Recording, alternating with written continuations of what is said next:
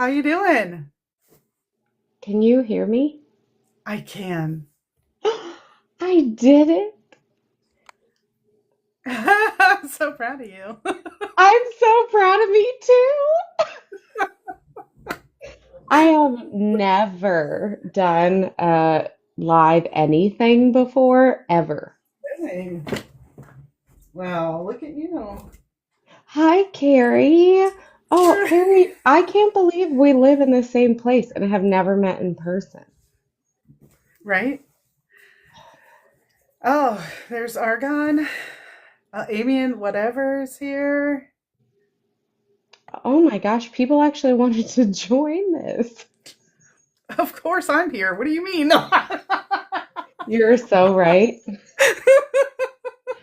Just kidding. Apologies for everyone who also has to listen to me while we're here for a Shut up, shut up, shut up. You're awesome. bit. You're so funny. Oh my goodness. Well, welcome everyone. Thanks for joining us. Um, we have a special guest, Emily Cole. She is the co founder of Ohio Families Unite Against Political Action and Change.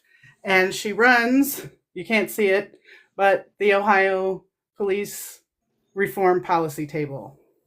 Welcome. Welcome for joining us, or happy. Thanks for joining us. Oof, I'm not on my game. I told That's you. okay. Thanks for having me. I'm so Oh honored to yeah, be here. yeah, of course. I really appreciate the support that you've given to Eager, um, and I want to support you any way that I can. So here you are. Aw. I'm such a big fan of Eager, and it is, I was just thinking earlier today, I was like, oh my gosh, like Vix has their own organization, and that they helped found, and it came after I met you, like I got to watch it become a thing, and I just found the coloring book the other day, like my one of my kids was coloring in the coloring book that you made, so. Yeah. I'm Oh so well. excited to be here. So since you brought it up, let me just like refresh folks. I created a coloring book for Ohio Families Unite Against Police Brutality.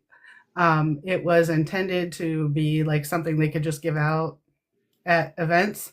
But I took that opportunity and made it a real community resource for people to be able to talk about alternatives to police. It's on our website. It's for $1. If you want to get it, you can print it yourself, print it as many times as you want. But there it is. It's so cool. Yeah, I mean, it really did turn out good. And I keep trying to get my mind back into doing another one. Mhm. But I'm kind of waiting. I commissioned an unhoused person to do the artwork this time.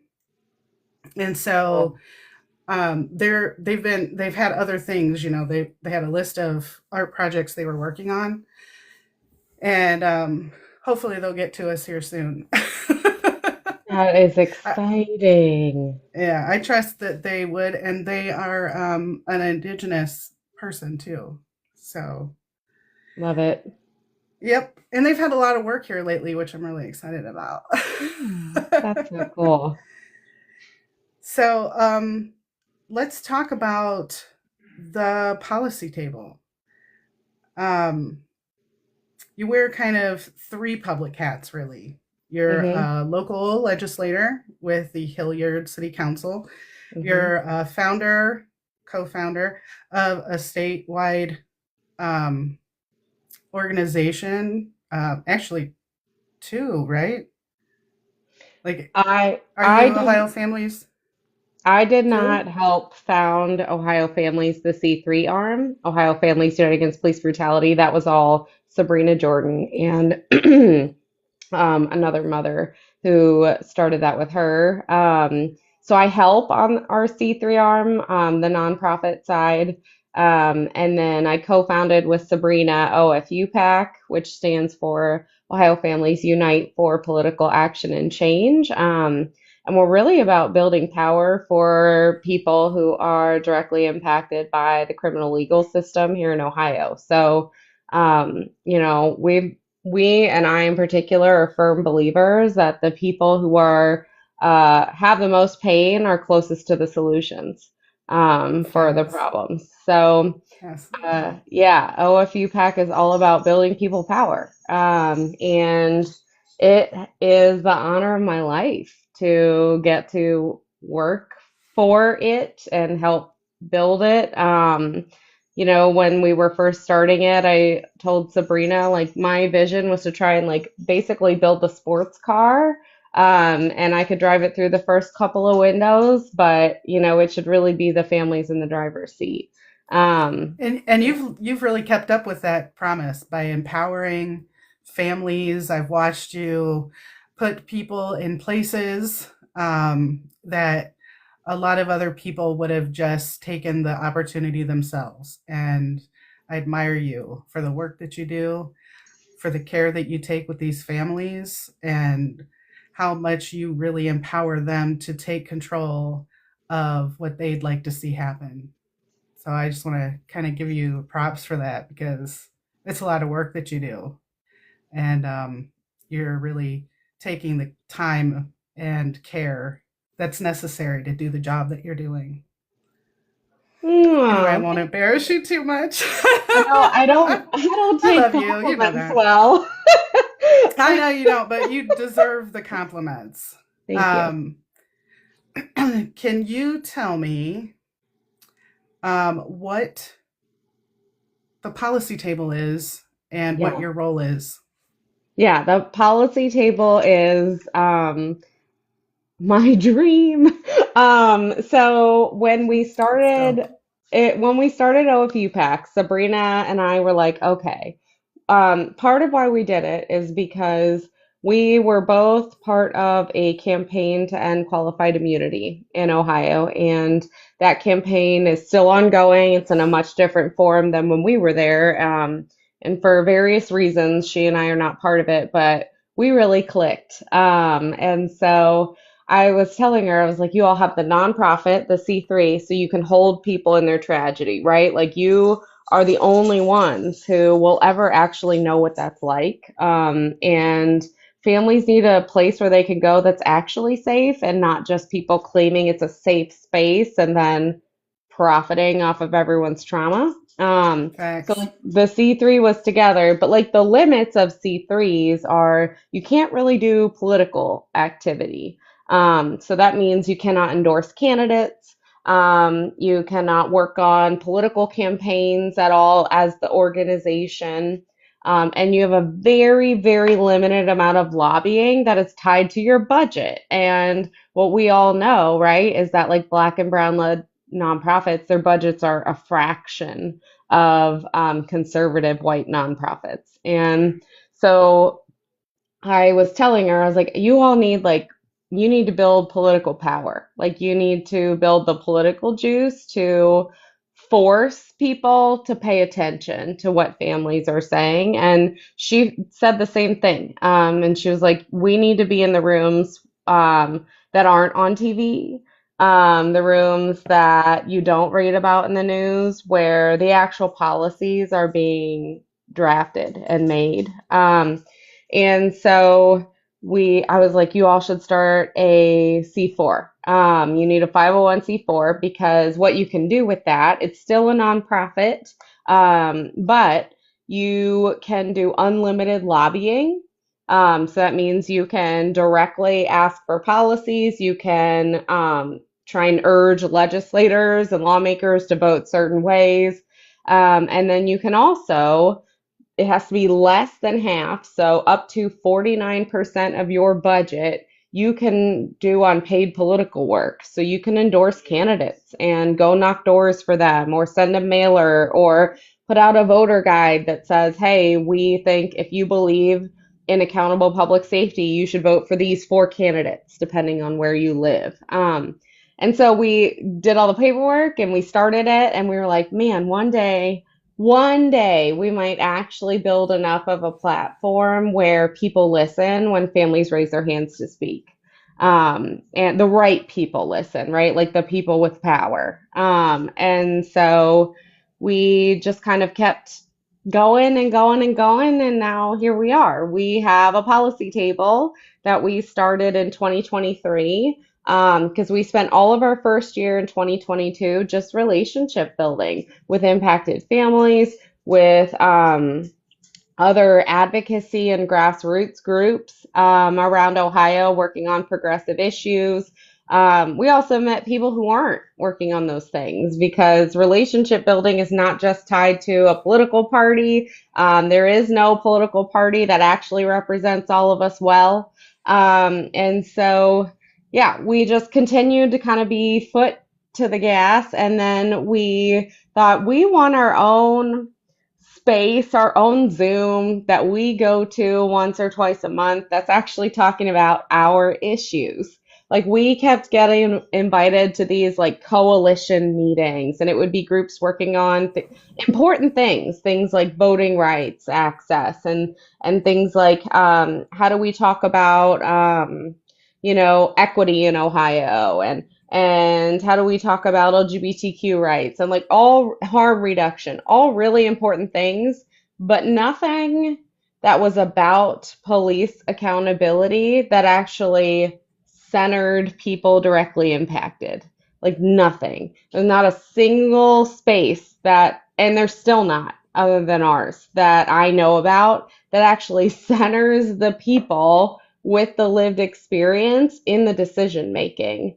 And so the policy table, that's what that is. It is a Zoom meeting. We meet every other week unless we're working on something really urgent or heavy, and then we pick it up to weekly. We meet virtually because we have members all over the state. And it's 50-50. Like 50% of the attendees are people who don't have some big fancy organization name behind them. They are real community members with real experience for police brutality. They have had loved ones killed by police. They themselves experienced police violence. They have had family members experience police violence. Um, and then the other half of the table is people like me, like policy people who like to talk about and think through laws and that process and how do we build political power for people so that maybe a few less community members experience harm in the future. And so we launched the policy table. That's just like kind of a fancy name. I saw like a question in there, like, what is a policy table? We wanted to make ourselves feel, I think, like a little bit more rooted and grounded and professional in what we were doing. Like, it's not a space where we go and plan direct actions. Direct actions are important. It's just not what we do. We are all about how do we get directly impacted people to the front of the room to go talk to the lawmaker to say like, hey, this thing that happened could have either not happened or had more accountability afterwards if this policy were different. And that's what we do. We go work on it. So we have a whole platform of policies that are from the families. Like this is not just where people with degrees make decisions and then like bring out other people to talk about their trauma. No, no, no. Like everything we do, we talk about collectively together. We decide our next steps going forward together. And yeah, that's our policy table. And we have made real change. Like we had a bill pass recently that banned ticket and arrest quotas statewide. So in the state of Ohio, it is illegal for your local police department or law enforcement department to have an arrest quota or a ticket quota that they're trying to meet by the end of the month. And that sounds small. It doesn't sound like, well, that doesn't solve police involved shootings. You're right. It doesn't. But what it does do is it takes down at least some of the potential interactions that community members have with law enforcement. And so hopefully, those small things kind of build up into bigger and bigger wins. That's really awesome. It's been a really awesome thing to watch grow and be a part of. Um, you really do center the families also in the policy table and empower them to be the people who are making the statements and talking with the politicians if they would like to. So I appreciate that. Let's see. You answered like 90% of my questions already. I'm a bit of a talker once I get I love it. going. No, I love it. I love it. I love it. So, on the opposing side of the work that you are doing with Ohio families, um, is organizations like the Fraternal Order of Police, and Hmm. they're influential in our government. Hmm. Some would say they have way more influence than the people do. Hmm. So, what's your strategy in engaging with law enforcement unions and institutions that may resist the changes that we're trying to implement?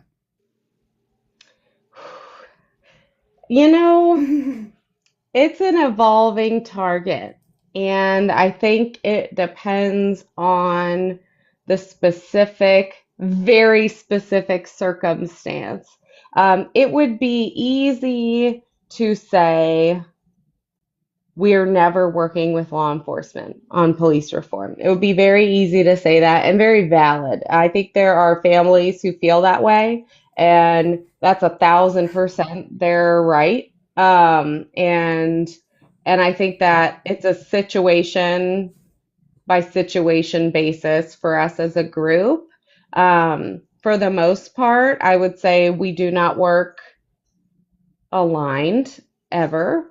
Except there are instances where I think there are conditions that create an awkward and uncomfortable collaboration. One of them was on the quotas bill because there was a local chief of police who had a quota system that led to a lot of officers being fired. That upset the FOP Lodge. And so that's an area where we are aligned in eliminating quotas um, in a specific way. And I don't think it's a bad thing as long as we're really wide open, like eyes wide open about the limitations of being on the same team, and making sure that we're really thoroughly reviewing everything so that we don't miss something. And I think that's also part of the like brilliant folks we have on the policy table. We have a lot of natural born cynics and skeptics who are really good, I think, about shutting down the optimists like me when that's needed, to bring a bit of a reality check. But like that balance is so key. I really feel like we have, I mean, the level of trust we've built in the policy table allows for us to, when it makes sense, align with groups that we would generally oppose on specific issues because we're able to trust each other enough to, if we all collectively decide we're going to walk a couple of steps down that path, it's okay. Now, there's plenty of instances where um, I I would have to just be quiet because I couldn't find something nice to say about something I saw from many members of the FOP. But you know, I we live in Ohio, and I think it's important to be realistic about what your goal is. If your goal is to take down the union, then you will have a different set of strategies and tactics. If your goal is to pass a piece of legislation where there's alignment, then you have a different set of strategies and tactics. And so, Yes, she is saying sometimes that. you can be just human with each other, and I think that's an interesting spot for people who are not directly impacted. I was texting someone earlier today about, particularly, I think, for European Americans, white people. Co-conspiratorship should always be the goal, not just being an ally. And sometimes being a co-conspirator means that you don't ask the people who are carrying all the trauma to go sit in the meeting with the FOP. Um, Facts. right? Like there are ways to be a co-conspirator without centering yourself. And I think that that's that's what I always strive for. I'm sure I don't always get it right, but I try. Because I think it's really important to like set an example that we might live in a state that's gerrymandered to hell and back. We might live in a state that one day has a Democrat majority, but the reality is neither party actually really works for all of us all that much. So we should all do our part to just try and make the world a little bit of a better place for our neighbors and our community members. Facts. Someone earlier was asking some questions about the bill that we got passed. What was my brain just stopped? Oh, can you talk to us about the support from the legislators Yeah, in passing that bill? yeah, that was a really wonderful process. So most bills in Ohio, they don't actually get past the first General Assembly they're introduced. So Ohio's like legislative calendar, we are a little unique. We're on a 2-year cycle. So every 2 years we have elections for all of our House seats, and then I think it's a third of our Senate seats. And every 2 years, the like legislative session, it's called the General Assembly, resets. And they start again and they pick new leadership and all of that kind of stuff. And all the bills from before, like it's a clean slate for whatever didn't get finished. And then things have to be reintroduced. Usually, bills, when they're introduced in their first General Assembly, that's kind of just like the first drop in the bucket. They usually don't move along very much. And that's kind of what happened with this bill. So it was introduced previously in the previous General Assembly, just testing the waters, and it was bipartisan. So we had a Democrat champion and a Republican champion. And the Republican champion, he himself is a member of law enforcement, and just believed in not having quotas dictate policing practices. And so yeah, we, asked them to reintroduce the bill, this General Assembly, which they did. And then the bill, once it gets introduced, it like goes into a committee. However, it's assigned by leadership. They do hearings if they want. They do not have to do more other than just like the first hearing, which is asking the sponsors to come and explain the bill. But this bill moved. So it had its hearings, which meant we could go and testify in support. The only opponent for the bill this time was the police chief, who is known to use quotas. And then the bill just continued to move. We asked for all members of the General Assembly to pass it unanimously, because it was just a really simple, straightforward piece of legislation where it bans all forms of ticket and arrest quotas, including informal quotas. So it doesn't have to just say this is a quota in the policy, like it's anything resembling a performance metric based on your arrests and your tickets. And then it also, which is honestly to me was really exciting to see them include, it includes an anonymous reporting piece. So if law enforcement feel that they're under a quota system, they have a way to anonymously report that to the Attorney General's office. That's So amazing.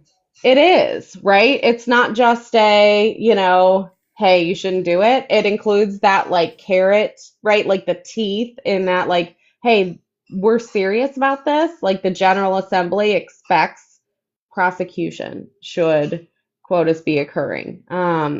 And so we had a lot of impacted family members be willing to go and testify on the bill. We also did like one-on-one meetings with lawmakers.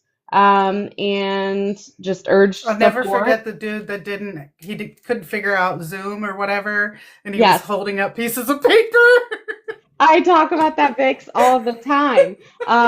So That you was so all, funny. Republican too. That's what was funny. he was a Republican. He's still in the legislature. I think he's an attorney, but I might be wrong. And this gentleman you would expect him to have never, ever, ever agreed to a meeting with us. But I've gone and testified a lot, like dozens and dozens of times. And so I think part of that was just like kind of inoculating them to my presence that you can have a conversation with me and I'm not going to be running down the hall screaming, even if inside that's how I felt. I won't Yes. do that in person. And so, that one thing led to another. And we had this gentleman who he could not figure out his sound on Zoom. He could hear That us, was but so funny. could not unmute himself. So Vix and I are explaining to him the bill. He's writing his questions on a notepad and then holding it up for us to read out. And, you know, it was It so was precious. literally the best. It was the best Zoom I've ever been on. I like. And I laughed so hard. it was hilarious. And it was also, I think, a really important humanizing moment, It right? really Because was. It really that was, it's an especially for intimidating me. process. Yes. I mean, like I'm seeing the comments, the entire goal seems to be to exhaust average people. 1,000%. Facts. They don't want to hear from us. They don't want to hear feedback. They don't want to feel bad. They want to feel like they're championing people. Like they don't want to feel like people are upset with them. The point is to wear you out so that you disengage, and then they Hmm. can just appease the people with the money, the people with the loudest voice, and then ignore the rest of us. And so I think that's part of what's so important about like the policy table and what everyone here is doing. Like, get engaged. They're scared of us. They are scared of us. It's why they legislate from a place of fear so often, because they fear what they don't understand and they hate not being part of the cool kids club. And like It's the facts. that's how it feels for them. And so our most popular like video that we put on TikTok, we didn't have any comments at all. It was literally a snapshot. You can see it on the OFU Pack Talk account. It's pinned where we had a Republican lawmaker on the record talking about the lunatics in Portland took slavery out of their state constitution. And I was sitting in that hearing and I texted Aki, who does our comms, and I was like, go grab that clip now. Like, because it's recorded. And Yeah. I was like, it is at this moment in the hearing. And he pulled it down, snipped it up, put it up, and we had over 100,000 views. And like, people need to see that. They need to see what Hmm. those people say when they think no one's watching and no one's paying attention. Facts. I'm starting to ramble. You guys got to slow me No, down. you're fine. You're fine. You are fine. I just want to look up here and see. Okay, yeah, we'd answered everything. So what has been your most significant obstacle or lesson learned in trying to turn advocacy into law in Ohio? I think I don't know if this was a lesson I like learned the hard way. I don't think it was, but realizing that it's easy to talk to people who agree with you, and it's much harder when the majority don't. And so you have to figure out how can I say this in a way that they will agree without feeling like I've sacrificed a piece of myself. Because there's an element of that, of feeling like you have to hold your tongue when people, frankly, they need to be checked, but you know that if you're the one checking them in that moment, they're not going to hear the rest of what you really need them to take away from that interaction. So I that's hard. I think like patience is something that I'm still working to learn. I don't Grace?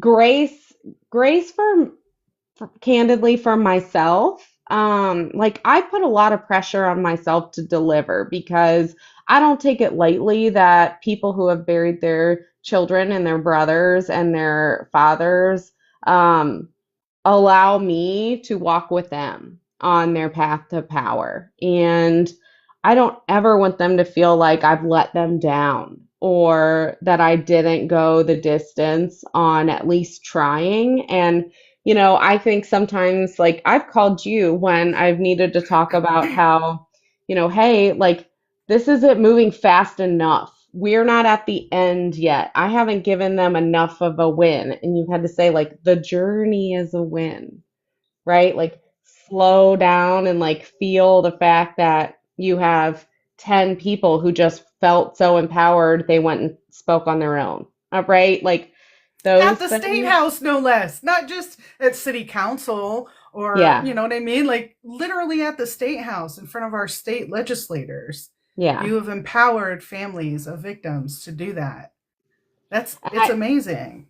it is, but I also like, and what I struggle with is I don't want them to ever feel like it wasn't worth it, you know? Because Yeah, that's I like feel you.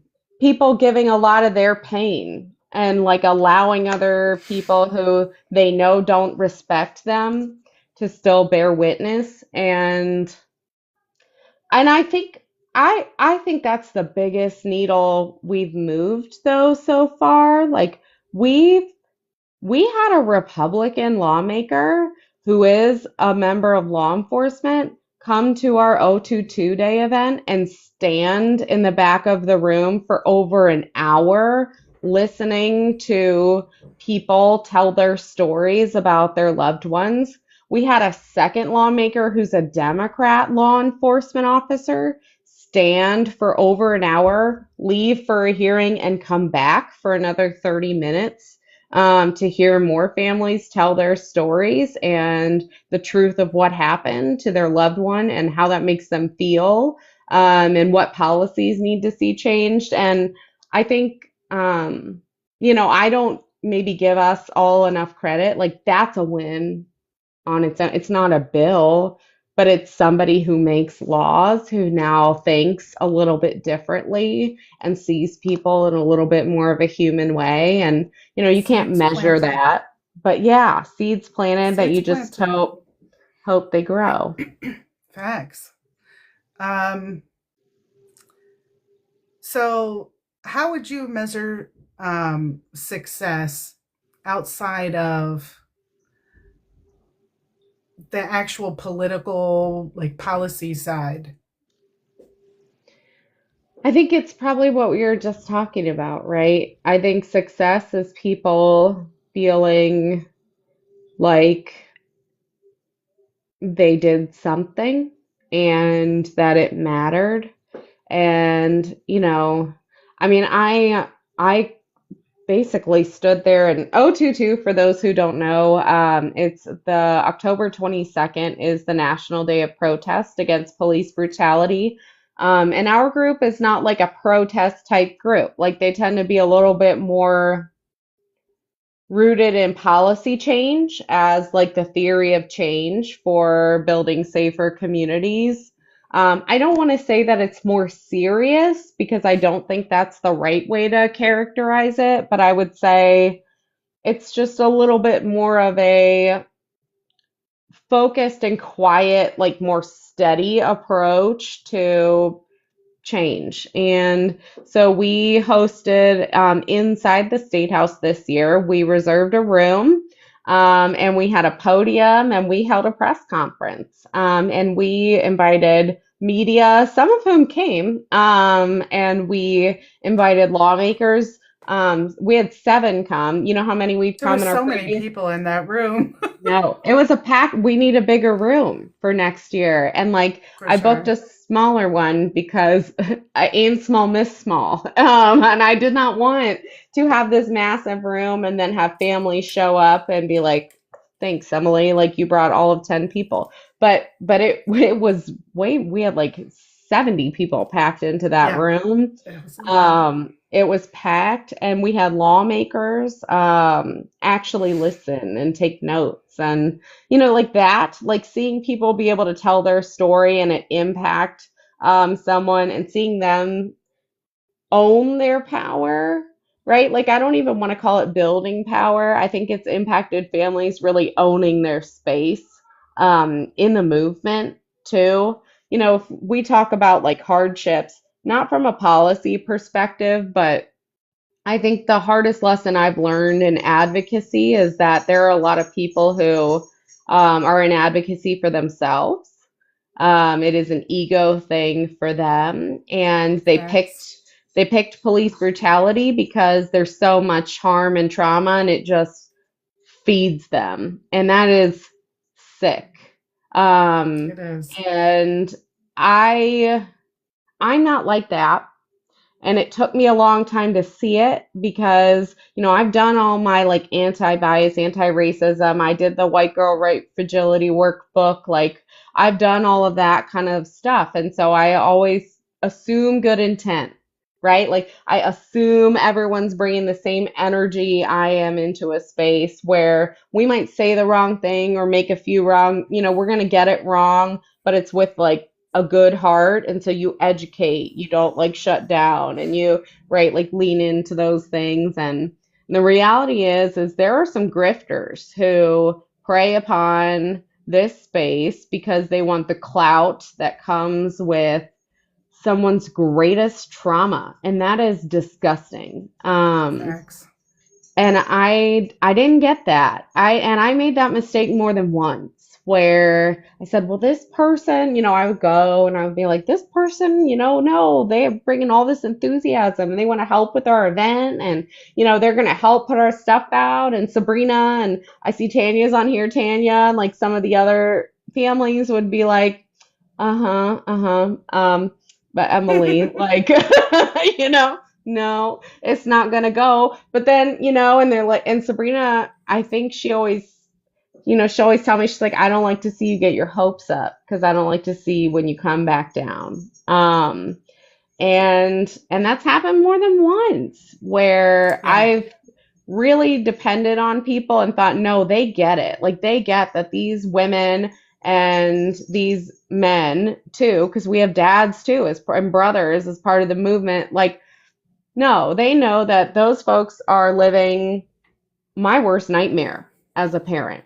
Surely they would never take advantage of that space and that harm and use it to further themselves and their own goals. And the reality is, some people do. They do. More than what I'd like to admit, honestly.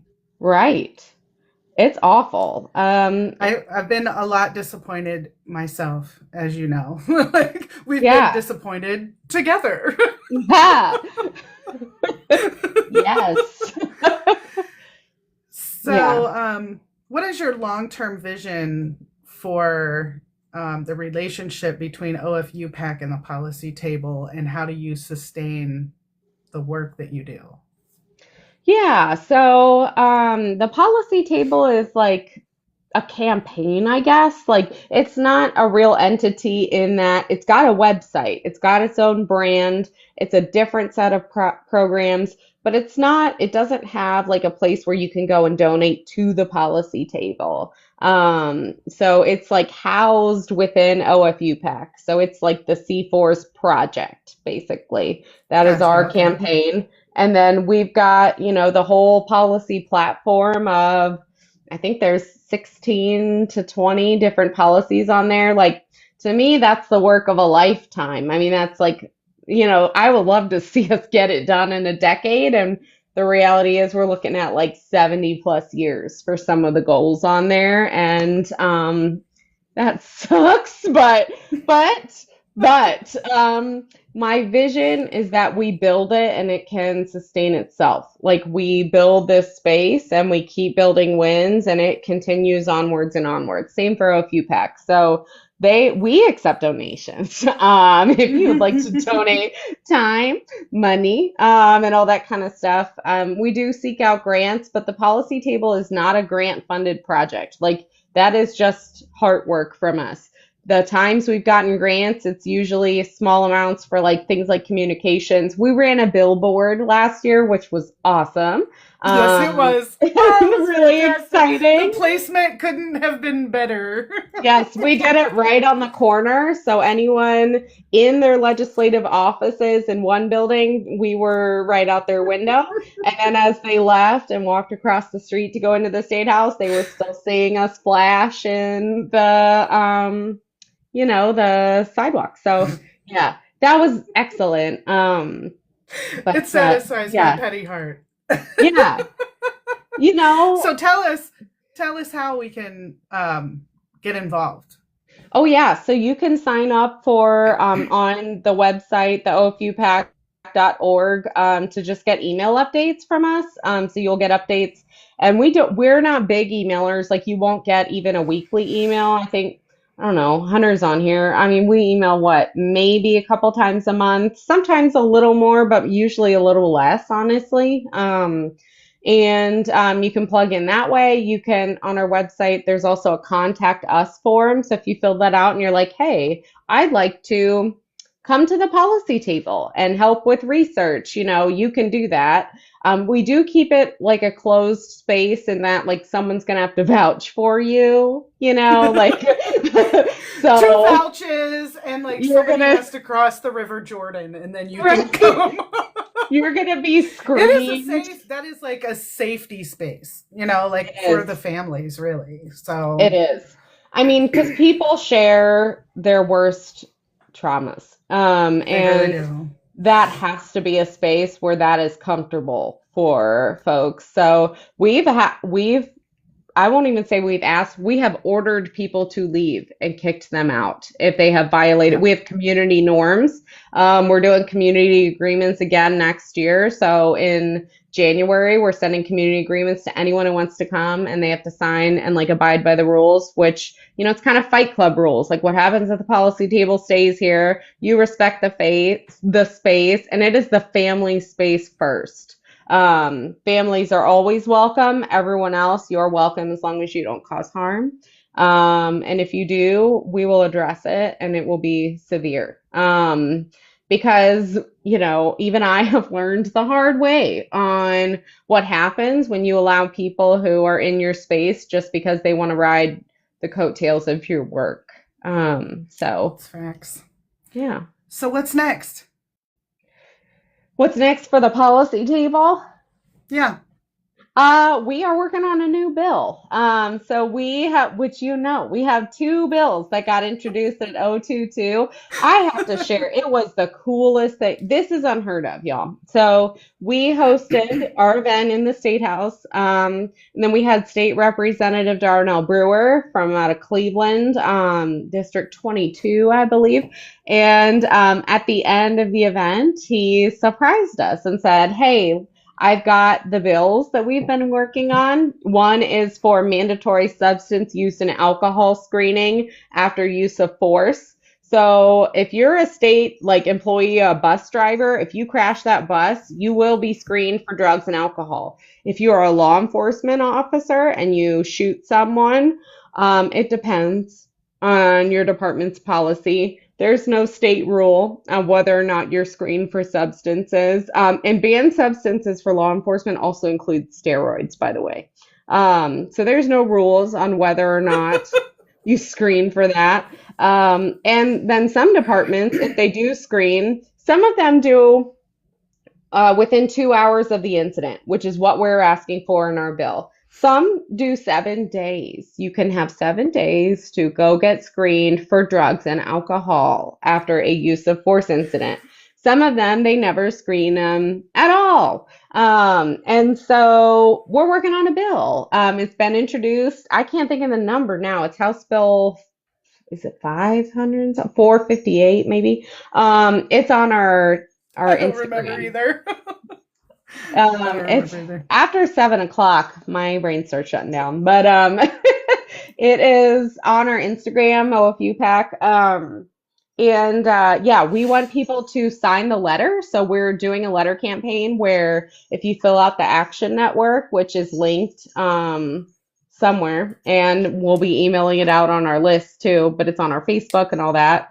It goes to your lawmaker. So you like put your name in there, you put your address in, and then your elected officials receive this email saying, we want you to support this bill. We want it to get its hearings. We want to see your name on the list of co-sponsors. So we're pushing that. Now, what I said before, it takes a couple of general assemblies usually. It was just introduced for the first time. So we're realistic that this general assembly is just getting people talking about it, getting lawmakers more comfortable with it and saying, we screen people who want Medicaid benefits for substances. We can screen law enforcement officers when they discharge their Facts. weapons. Um, Absolutely. that is not a novel idea. It's accountability. We're holding everyone to the same standard, period. And if you have a problem with that standard for law enforcement, then you should have a problem with it for people who are on Medicaid and for people who are truck drivers and bus drivers and all those other things, teachers. Facts. So yes, we're working on that. And then we also have, which was, I don't, you should be talking about the other piece of You legislation, talk which is about it. we're commemorating 022. So Vix worked with Representative Brewer and he introduced legislation to actually acknowledge police brutality in the state of Ohio. And so we are working on that too. I know it's something you shouldn't have to celebrate, right? But also like acknowledgement is a step along the path to enlightenment. So, you know, one It step at a is. time. So It we're working is. on that. And then if you live in Columbus, we've got a local campaign that I think Chana was on and talking about, was it last week, maybe? Two Two weeks weeks ago. ago.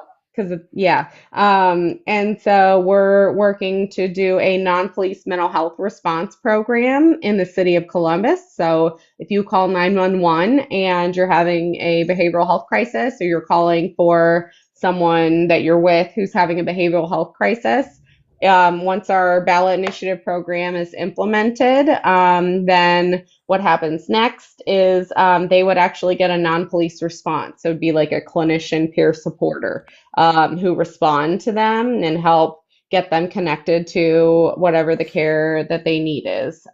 So yeah, that's we're working on that too, and always need help for that. I see a question in the chat. Even if my reps are progressive, should I call them? Absolutely. We did not get unanimous support from the Dem caucus to sign on to our bills. So, yep, reach out to them. You might think your rep is progressive, and we'll tell you real quick if they are or they are not, if they're already on our list. Um, Are they on yeah. our list? But Carrie, if for us, yeah. So State Rep Crystal was an original co-sponsor on the bill with Representative Brewer. So she's really held it down for us. Another thing we're working on is actually with her. We're working on mental health policies, which really excited about. Yeah. Awesome. Amy says, how gross that they need several sessions to see people as people. And that is real. Mm, It's very sad.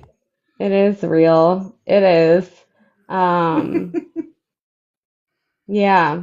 I wish I had an uplifting comment for that, but I don't. What I will remind you though is that I think it's important for us to remember to see them as people too.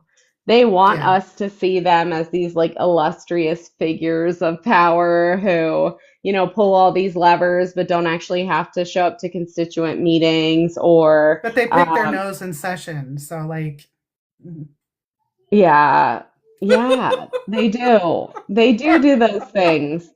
I mean, like they're human beings. they're human beings. Like, yeah, Misguided and hateful sometimes. But yeah, so let me yeah, ask you one more question before I let you go. yeah. What motivated you to get involved in this type of work? You know, I didn't grow up in Ohio. I grew up in Northern Virginia. I was born Maryland, grew up on like the Virginia side of DC. I went to non-white schools until either middle school or high school, was the first time. Like I was one of two white kids in my second grade class. I went to a school where the majority of my school did not speak English as their first language. I went to a school where most of my classmates, their parents, were undocumented. Um, and so I have always been comfortable in non-white spaces and eyes wide open to people being treated differently than me.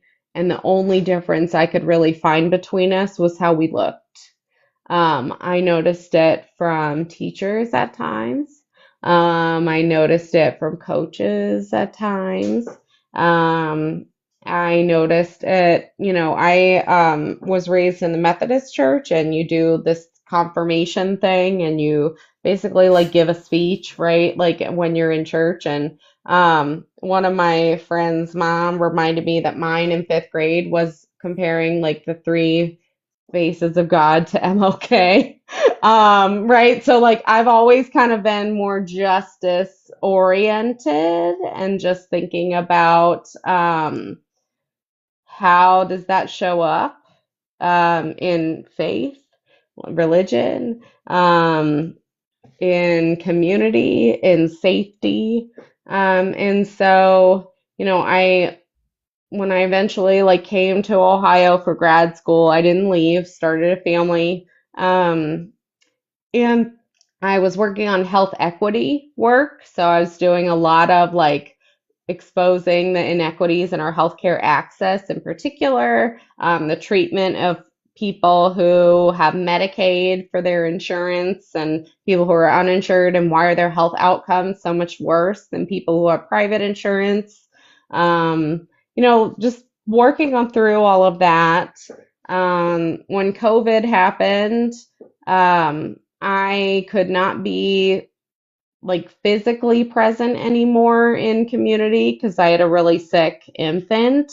So I was doing a lot of ghostwriting for a Black led nonprofit doing anti-bias, anti-racism work. And then I got asked to volunteer on, the qualified immunity campaign. And I was like, well, I've got time. But, I kept checking in with my friends, and I was like, why do they want me to be in there? Like, I am a white woman. I should not be in there. And, my friends were like, these are like my black friends, right, doing that work. And they were like, well, Emily, like, it's Ohio. There's a lot of white people. Maybe it'd be good for them to see a white person willing to say something and do something different, um, willing to be part of something that is not about them. And so, yeah, I think that's where it comes from for me is I want to live in a world where, my kids and everyone's kids get the care they need when they need it. They feel safe. And they feel like the safety systems that we have are built with them in mind. And that we all have the same amount of safety in our communities. We don't have that here. So, I worry one day, one of my children has more significant challenges with their mental health. And, I never know when it's going to be our interaction. Um, we've already had some that have been traumatizing with law enforcement. And so it didn't start personal for me quite in that way, but it's evolved that way. And I just think that's not uncommon. There are a lot of us who our loved ones in our immediate family are definitely at higher risk for riskier encounters that could result in significant harm or injury or death, God forbid, with law enforcement. And there are some law enforcement where I think it's just who they are. And there's some law enforcement where I think it's how they were trained. And there's some law enforcement where I think they never should have been there at all. And so, I just feel like if I have something to give, I wouldn't be able to look myself in the eye if I didn't give it. And I think this, you know, at this moment in time, the families that I get to work for feel like I have something to give, and it's the honor of my life to be able to give it. So that's why I That's do it. awesome. How do you take care of yourself? Yeah, I would love to have an answer for that. I knew you were going to say You know, that. That was the hardest question. it really was. That's where you stumped me. Sorry. I I think like what you said earlier, trying to give myself grace. Um, I'm trying to be more present with myself when I'm burning out. Like this little sticker back here says burnt out but optimistic. That's me. Um, You but really are. You really are a really optimistic person, and you've had such a good influence on me because I am. I say that I'm a realist, but really, I'm very cynical, cynical about the world, and you remind me that I don't need to be that way all the time. I most of appreciate the that about time, you. though, probably should be. But yeah. Very cynical, but I just want to thank you for joining us tonight. And I look forward to our next meeting. Thanks again for being here. Thank you all for being here too. Um, this is going to be up on Be Eager on YouTube and on the 60K and Below Substack, as long as TikTok lets me have it. And next Tuesday, we'll be having, not next Tuesday, 2 Tuesdays from now, we will be having Maisha T. Hill. So make sure that you join. Nice. Thanks again. Have a good Thank night. you. You're welcome. Oh, get out of